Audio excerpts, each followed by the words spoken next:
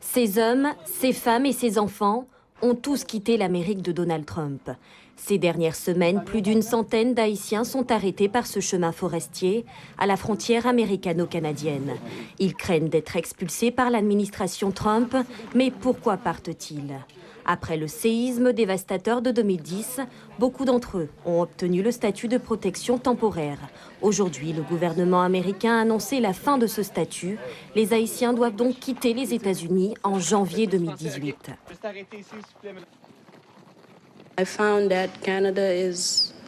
J'ai trouvé que le Canada était la meilleure option pour moi et ma famille. Contrairement aux États-Unis, ils nous traitent comme des êtres humains.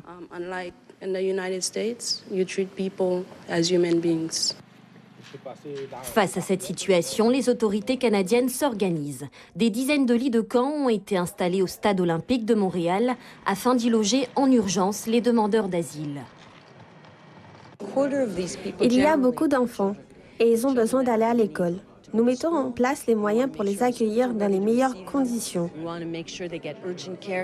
Contraints de quitter leur pays à cause du séisme de 2010, les Haïtiens se retrouvent obligés de tout quitter une nouvelle fois. Une situation que déplore la communauté haïtienne en Guadeloupe. C'est assez dommage que ces gens se déplacent de pays en pays. Et ils se sont déplacés pas parce qu'ils ont quitté Haïti. Je pense que c'est important de rappeler que les États-Unis, ça a été le premier pays qui est arrivé sur le territoire après le tremblement de terre de 2010, qui a secouru et qui a emmené aux États-Unis un certain nombre d'Haïtiens. Sur les 6 premiers mois de l'année, ce sont 6 500 réfugiés qui ont été accueillis au Québec.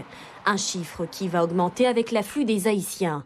Mais la gestion de ces volumes n'inquiète pas pour l'instant le gouvernement fédéral qui a accueilli plus de 40 000 réfugiés syriens depuis fin 2015.